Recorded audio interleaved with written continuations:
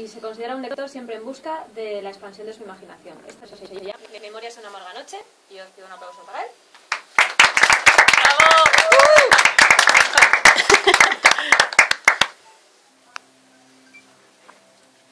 La noche en las tabernas de la villa transcurría bulliciosa.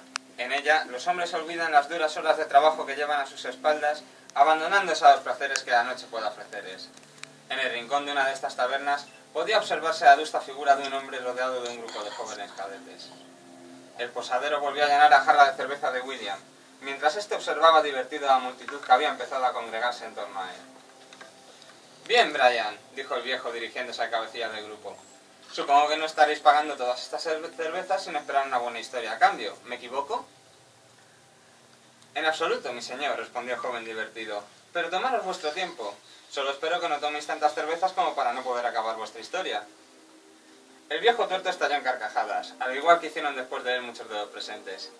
«Bien, Brian, déjame entonces que te cuente la que ha sido quizá mi más grande y terrible aventura, aquella de la que más orgulloso estoy y por la que más pena siento».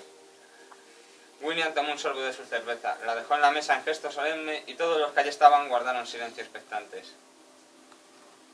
«Eran finales de invierno», comenzó a narrar William. «No recuerdo de qué año ya. Yo y mis compañeros nos hallábamos en un campamento militar a la espera de nuevas órdenes.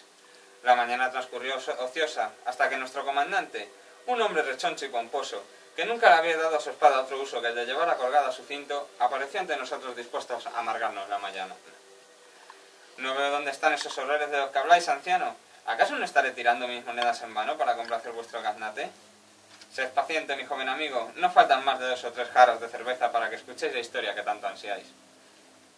William dio un largo trago a la cerveza y después de secarse la boca con su manga, continuó con su relato. «Bueno, al parecer el motivo por el que nuestro excelentísimo comandante nos había convocado allí no era otro que el de formar un pelotón que inspeccionara una aldea que llevaba ya tiempo sin pagar los impuestos correspondientes a la corona. Supongo que pensó que un grupo de hombres armados sería suficiente para convencer a los aldeanos de que pagaran sus tributos. Preparamos nuestros pertrechos y partimos hacia allí a primera hora de la mañana. El sol era abrasador, pero el comandante no quería esperar, y de haber salido más tarde habría anochecido antes de llegar a nuestro destino. Después de una larga jornada de viaje, llegamos a lo alto de una colina, desde la cual se suponía podríamos alcanzar a ver la villa. Pero al hacerlo contemplamos unas vistas perturbadoras.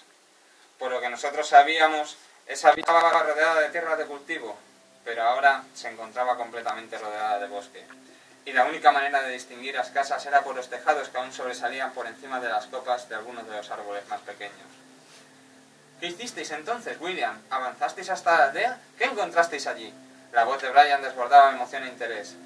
Sonriendo, William alzó su jarra. Brian hizo un gesto de asentimiento al posadero y éste la llenó de nuevo. Sir Tanis, que así se llamaba el imbécil al que habían puesto al mando, decidió bajar el pueblo para investigar lo ocurrido. Al llegar allí nos encontramos con un poblado cuyas casas parecían estar retenidas por los árboles que se enroscaban a su alrededor.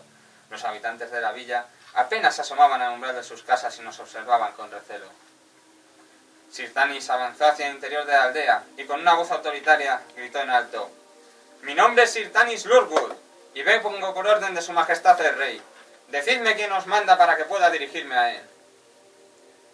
«Yo, Frederick, soy quien los manda, a lo poco que queda de esta pobre aldea».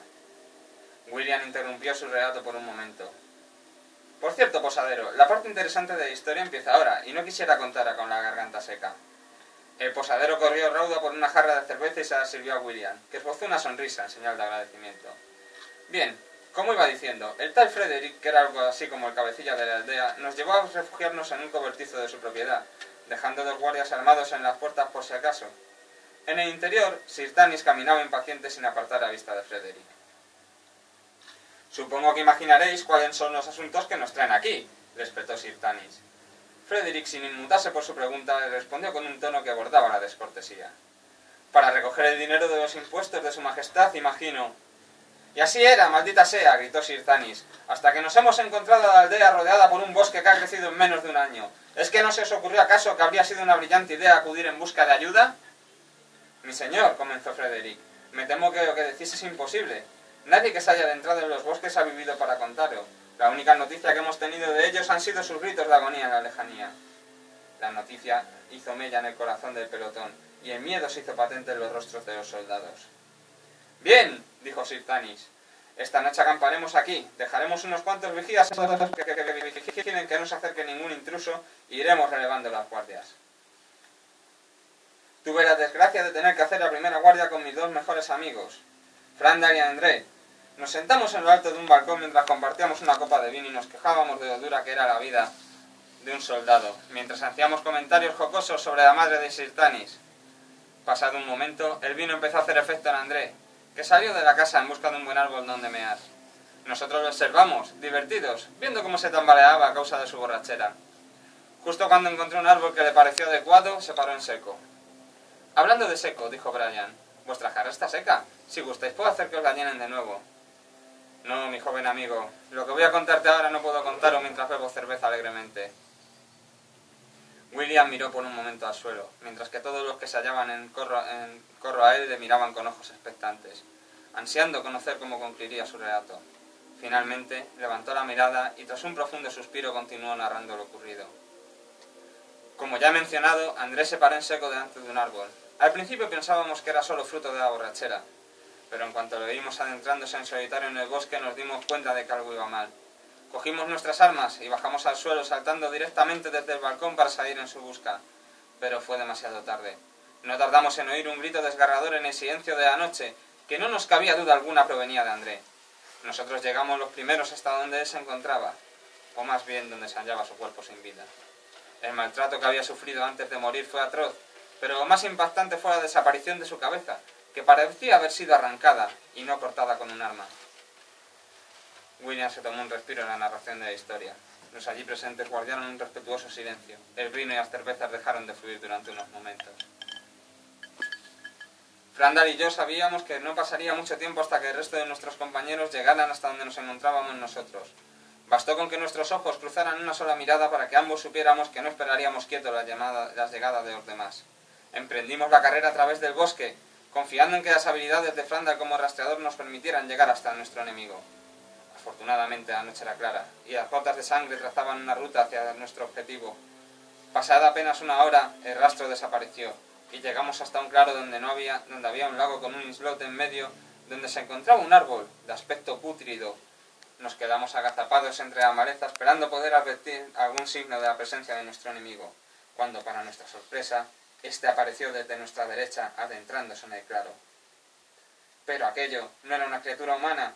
Nuestros ojos pudieron contemplar con horrible asombro una criatura de pesadilla, con el cuerpo de un hombre, cubierto de escamas negras como la noche, brazos acabados en afiladas garras y la cabeza de un lagarto gigante, cuya única muestra de vida eran los repentinos movimientos de sus abyectos ojos amarillos.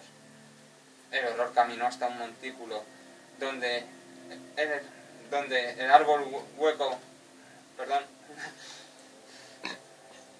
donde se encontraba el árbol hueco y pútrido. Sin darle mayor importancia, la criatura lanzó al interior del árbol la cabeza sin vida de André.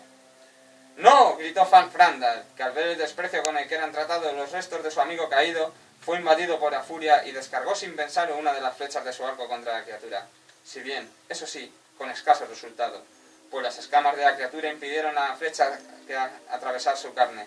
Lo único que consiguió Frandal fue atraer la atención de aquel ser sobre nosotros. Frandal cargó otra flecha, y yo intenté acercarme al ser por su lateral con mi espada desenvainada. La criatura nuestra busca, y dirigió su primera carga contra Frandal, que lanzó una segunda flecha, que si bien traspasó a la criatura de lleno, fue como si hubiese atravesado una cortina de humo, pues el ser no sufrió daño alguno, y la flecha la atravesó como si estuviera hecho de aire. La criatura seguía avanzando contra Frandal, que había soltado su arco y empuñado su espada. Este lanzó un tajo a la altura del abdomen de su enemigo, pero su espada la atravesó como si fuera un fantasma. En cambio, su rival le propinó un golpe de revés con el puño que derribó a Frandal a pesar de los esfuerzos por cubrirse de este. Sabiendo que mi amigo no tendría tiempo de levantarse antes del siguiente ataque, me lancé contra el enemigo desde su espalda, pero este se dio la vuelta, me miró con sus horribles ojos serpentinos y abriendo la boca lanzó una bocanada de fuego contra mí. Pude esquivar en su mayoría, pero algunas partes de mi ropa estaban ardiendo. Me dirigí al lago, procurando que la criatura me siguiera para que Frandal tuviera tiempo a recuperarse y poder aprovechar así las aguas en caso de que el monstruo volviera a usar su aliento de fuego. Cuando se acercó a mí, lancé un golpe lateral hasta el cuello de la criatura, pero este lo traspasó, al igual que todos nuestros intentos anteriores por golpearle. Pero en esta ocasión, el ser aprovechó el ímpetu de mi ataque para lanzarme un zarpazo que me acertó en el rostro, y que es el responsable del parche que podéis ver hoy en el lugar donde debería estar mi ojo.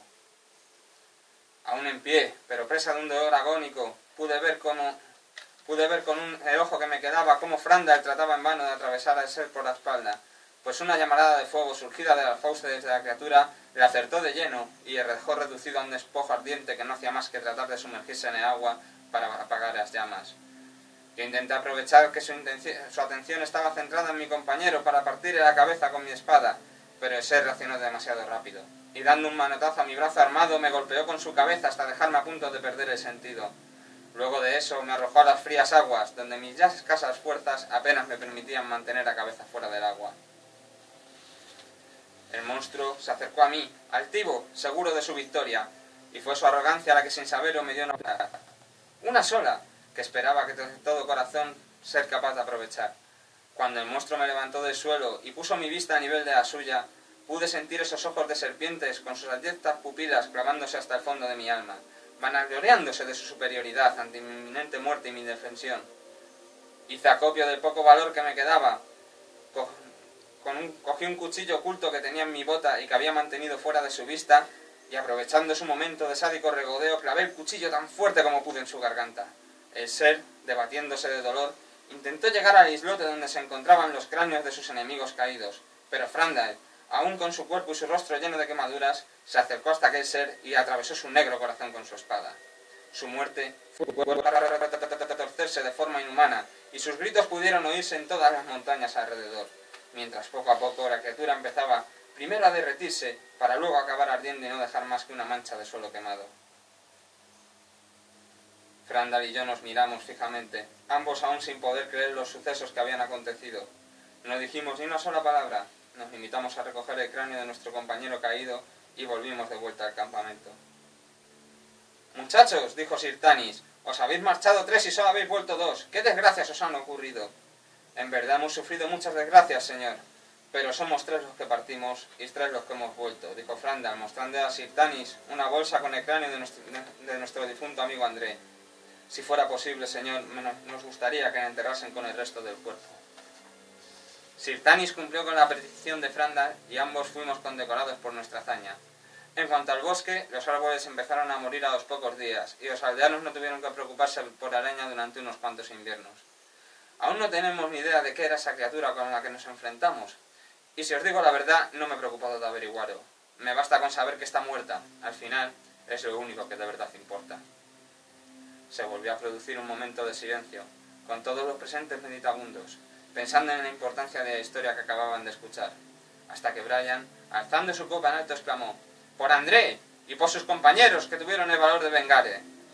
Todos los presentes levantaron sus jarras y miraron fijamente a William, que esbozando una sonrisa y con un gesto de asentimiento, levantó su jarra, uniéndose al brindis.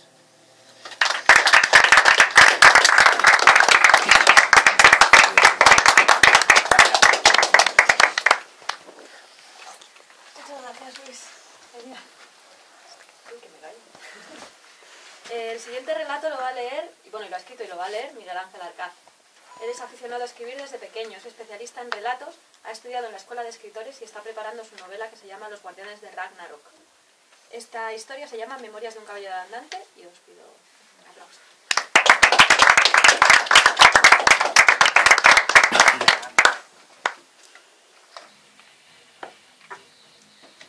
A estas alturas ya unen los caminos. Es peligroso caminar de noche, pero sobre todo para los bandidos. Cómo odio a esos salvajes, aunque para mi suerte son tontos y débiles, en su mayoría. ¡Chas! Otro cuerpo más sin cabeza. Es un placer acabar con estos desgraciados. Tanta pena me dan, sobre todo porque los que abundan entre los bosques suelen ser los más jóvenes, mientras sus mayores están disfrutando del botín robado a los encantos. Siempre manda a los niños para que hagan el trabajo sucio, suele decir mi rey, el mismo al que sirvo y que ahora mismo está sentado, igual que los bandidos, en un trono cubierto de sangre y riquezas. Cómo le envidio y le odio, pero no debo morder la mano que me da de comer. Aunque para poder alimentarme de pan ganso y potajes de gata, el muy tirano me envía a mí. como soldado del reino para rescatar a su hija, la princesa, niña presumida del demonio, siempre encerrada en su jaula de oro sin saber de qué color son las tierras en las que gobierna su padre, el hombre más ruin y despiadado de este mundo, al que debo obediencia bajo pena de muerte. Tiene gracia, porque podría ser Dios o Resino, pero antes de eso debo devolverle a su hija, la niña mimada que se merece unos azotes, la muy estirada, y todo para que al final me regale un asqueroso pañuelo empapado con babas reales. Suerte que su majestad me prometió una bolsa de oro por la ficción, pero que no se despiste, porque puede que mi precio cambie en breve. ¡Plan! Otro bandido al suelo. A este voy a ensartarle con mi espada justo ahí, en el pecho. Cómo me gusta oír el crujir de los huesos de los malvados. Ahora esqueletos. Seguramente habrá un nigromante cerca. Estos jodidos hechiceros que juegan con los muertos no tienen respeto por soldados caídos ni pobres aldeanos que expiraron hace horas. Ya veo tu capucha escarlata, cabrón. Espera pacientemente mi flecha en tu ojo. Así aprenderás a respetar la memoria de los que ya no están en el mundo de los vivos. ¿Esa princesita seguirá aún con vida? Por mi oro espero que sí.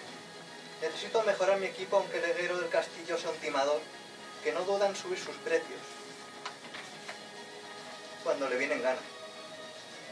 Claro que no tiene competencia y de hecho se aprovecha, pero yo sé cómo obtener un descuento, que no se descuide, igual que yo. Suerte que me he dado cuenta a tiempo de que los trasgos me han preparado una emboscada, pero no os preocupéis, que esa roca de ahí me ayudará a aplastaros un poco nada más. ¿Cómo cuesta empujar la dichosa piedra? Ya no soy tan fuerte como antes. Será mejor dejarlo por ahora y acabar con ellos de la forma habitual. Uno a uno les llevo hacia la oscuridad para luego apuñalarlos sin piedad. Menos mal que trajo unas botellas de aceite para que prenda mi antorcha. De otra forma ya me habría perdido en estos pasillos que llevan al interior de la cueva. Oigo los pasos agigantados de unos monstruos de arcilla. Otro brujo debe andar cerca, pero yo sé bien cómo apañármelas. Primero cocer a fuego lento y luego martillar al gusto. Eso lo aprendí de mi madre, que era una gran cocinera. Cómo echo de menos su delicioso asado de mofeta, que mal huelen, como los vapores podridos que salen del agua negra. No me había dado cuenta de que realmente me hundo en el barrizal. No hay problema. Suerte que he traído una cuerda mágica que me devolverá a la orilla. Doy gracias a los dioses de la antigua religión porque aún existan brujos que trabajan para nuestro rey, el acomodado señor de nuestras tierras y nuestras vidas. ¿Dónde se habrá metido la malcriada de la princesa? Azufre. Aquí huele a muerte. Hay un cuerpo calcinado que está atado a un poste. Creo reconocer el anillo real en el suelo. He llegado demasiado tarde. Ya no queda más gloria para mí que la de morir luchando. Ven aquí, dragón bonito. Te voy a hacer lo mismo que al resto de tu especie. Monstruos, ¿dónde te escondes? Sal que te vea sangrar sobre mis pies. Te huelo y te oigo respirar. Voy a por ti, bestia. ¿Qué es ese calor que siento? Quema. Arde mi interior. No te he visto aparecer tras las sombras y ahora tú has acabado con mi vida. Poco más puedo hacer. Qué aburrimiento. Creo que es hora de pulsar ese botón y apagar la consola de una vez. Mañana será otro día.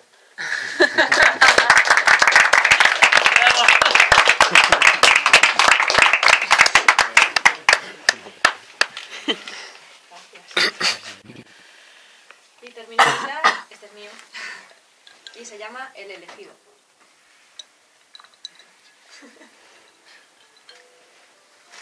La pequeña Kit tiraba con fuerza del cubo de agua, mientras sus cortos rizos negros se movían, rebeldes, tapándole la vista. El día era demasiado frío, y ella estaba harta de llevar agua del pozo a su casa, pero su madre estaba ya embarazada de 8 meses, y el marido de esta, su padrastro, se pasaba el día afuera, cortando leña para mantener a la familia y alimentar el calor de la chimenea para su mujer. A Kit le tocaba hacerlo todo, pues su madre llevaba, además, años aquejada de una locura en la que no dejaba de tener visiones de antepasados muertos hacía ya mucho tiempo. Desde su embarazo, apenas ya salía de aquellos trances, y Kit estaba ya muy harta de aquella situación. Cualquier día se largaría de casa y buscaría algo más interesante que hacer. Vivir aventuras, como debía de estar haciendo su padre, donde quiera que se encontrase. Pero por lo pronto empezaba a anochecer, y tenía que seguir cargando. Una silueta oscura avanzó hasta ella y se plantó en medio del camino, interponiéndose en su avance. Lo normal en una niña tan pequeña habría sido asustarse, pero Kit era descarada y segura de sí misma, y plantó cara a la mujer que tenía delante con una mirada desafiante. Se trataba de una mujer envuelta en una túnica de terciopelo gris, de porte esbelto y mirada profunda, que sonrió a la niña, dejándola desconcertada. La conocía. Era una mujer que se hacía llamar adivina. La niña no creía en esas cosas, pero por lo que decían en el pueblo, debía de ser verdad. Era rica y vivía de sus visiones y premoniciones. «Hola, Kit, porque tú eres Kit, ¿verdad?» «¿Cómo sabes mi nombre?», inquirió la niña sin abandonar su pose desafiante. «Muchas cosas. Sabía que ibas a pasar por aquí hoy, y también sé que tu madre está embarazada, y tu padrastro en el bosque, cortando leña». «¿Me has estado siguiendo?» «No exactamente, pero yo veo el futuro. Eso ya lo sabes, ¿verdad? Tú serás algún día una gran guerrera poderosa y ambiciosa, pero tienes mucho camino por andar hasta entonces. Hoy he venido a anunciarte algo. Esta noche tu madre dará a luz. Nacerán 2 niños. Uno de ellos vencerá hoy a la muerte por primera vez, y tú debes cuidarlo, porque ese niño ha sido elegido por los dioses». Kit levantó la ceja y sonrió de forma sesgada. «Es una broma, ¿no?» «No, no lo es. Lo verás esta noche. Tu madre se pondrá de parto mientras llegas a casa. Ella ni se dará cuenta sumida en su trance, pero tú tendrás que ayudarla hasta que llegue tu padrastro. Se retrasará, porque se ha lesionado la rodilla. Irá a buscar a la matrona al ver que son 2 bebés, pero si quieres más señales, te las daré». Y así sucedió. Kit estaba demasiado ocupada para pensar realmente en las profecías de aquella mujer, pues tenía que cuidar de su madre, pero su padrastro se retrasó, y eran 2 niños. Empezó a asustarse, y lo hizo más aún cuando, al sacar al segundo niño, el menor de los 2, la matrona dijo que estaba demasiado débil, que no sobreviviría y que sería mejor dejarlo morir. Kit se sobresaltó. Elegido o no, se negaba a dejar morir a su hermano. Empujó a la matrona, cogió en brazos al bebé y lo envolvió en mantas, velando por él toda la noche, hasta que el pequeño venció a la muerte. El mayor de los 2 hermanos creció fuerte, alegre, bonachón y rodeado de amigos. El pequeño, consumido, débil y aunque muy inteligente, parecía haber heredado el terrible don de su madre, pues a menudo le asaltaban pesadillas nocturnas. No caía bien a los demás niños, y muy a menudo se le veía taciturno y triste, sintiéndose desplazado mientras su gemelo jugaba con otros niños y hacía alarde de su fortaleza y buen humor. En aquellos momentos era cuando su hermana se acercaba a él y le contaba la historia de cómo la divina había cargado la misión de cuidarle, y que había sido elegido por los dioses para una gran obra. Y era cierto que la divina lo saludaba por el pueblo, cosa que no hacía con ninguno de los otros niños, y que de vez en cuando se daba cuenta de que lo seguía y lo observaba desde lejos. Sin embargo, el pequeño había desarrollado ya una teoría al respecto hacía tiempo. Era su hermano gemelo quien había sido elegido por los dioses. Él era fuerte, amable y aunque no fuera demasiado listo, sabía bien que los dioses siempre requerían de fuertes guerreros. ¿Qué podría hacer un niño consumido como él, si a veces él mismo dudaba de que fuese a llegar a la edad adulta? Se lo contó a Kit. Ella fue muy dura con él. Le dijo que dejase de pensar en esas tonterías, pero él vio el atisbo de duda en los ojos de su hermana. Ni ella misma estaba segura. A veces, en secreto, deseaba que lo hubiese dejado morir. O tal vez lo que pasaba era que debería haber nacido un solo niño, con todas las virtudes de su hermano y la inteligencia que él tenía como única ventaja en el mundo. De poco iba a servirle. ¿Cómo iba a ser él el elegido por los dioses si su hermano gemelo era siempre el elegido por todos? Su hermana lo dio por imposible, y él se dedicó a observar a su gemelo, imaginándolo convertido en un gran héroe de guerra, o un gran caballero, quien tras sus victorias recordaría la memoria de su débil hermano, muerto por alguna enfermedad antes de llegar a los 15 años. Muchas veces se preguntó si debería rezar para bendecirlo y pedir a los dioses que le dieran fuerza para aquella misión, pero siempre sucedía lo mismo. En cuanto empezaba a pensarlo, solo le venían a la mente palabras de maldición y reproche, de dolor y angustia, por haberle tocado ser la mala mitad de aquel ser dividido. Hasta que un día sucedió algo. Fue en la escuela de magia. Kit ya se había marchado y el pequeño tuvo que hacer una prueba para ver si tenía el don de la magia. Era muy sencillo. Simplemente tenía que escribir en un trozo de piel de cordero las palabras «yo, mago», y aguardar a que brillase. Y si lo hacían, significaría que el niño tenía el don. El pequeño pensó que si brillaban, tal vez se debiera a que realmente sí que había alguien que había pensado en él para hacer algo importante. Que tal vez algún ser, en algún lugar, confiaba en él. Esperó, aguardó con anhelo, pero sus letras no brillaban. Rabió, deseó morir, supo que no era nada. Se dio cuenta de que había pasado toda su vida esperando a que alguien le dijera que era especial como su hermano, al menos en algo. La palmadita en la espalda que nunca llegaba, y nunca llegaría. ¿Qué tenía él que pudiera hacerlo especial? Y entonces fue cuando se dio cuenta. Su inteligencia, al igual que utilizaba toda su inteligencia para subsistir en tan hostil mundo, podía crearse algo parecido a un don con ella. ¿Qué más daba quien mirase hacia él para señalarlo con el dedo como un ser especial? No importaba la enfermedad, ni tampoco el rechazo de los demás. Él podría lograr algo. Era listo. En realidad, era mucho más que listo. Y eso nadie podía arrebatarse. Y fue entonces cuando los vio, como en una visión. Fue parecido a aquellas pesadillas que tenía, pero más luminoso, con mayor claridad y más pureza. 3 seres vestidos con túnicas lo miraban. Así debían de ser las extrañas visiones que tenía su madre.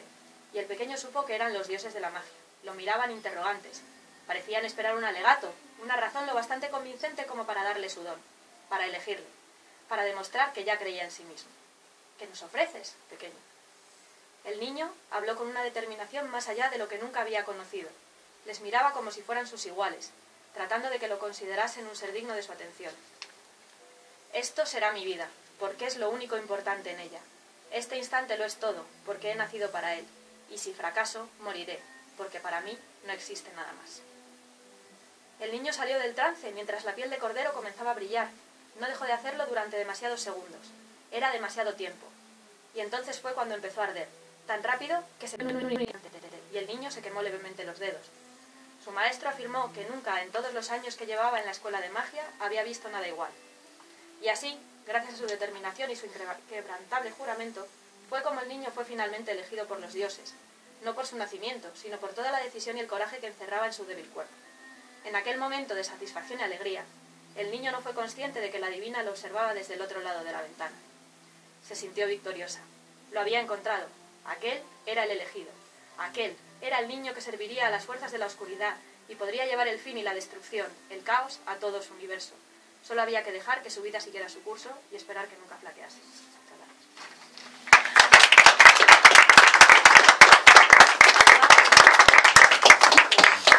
Y un aplauso para ellos que se van a currar mucho.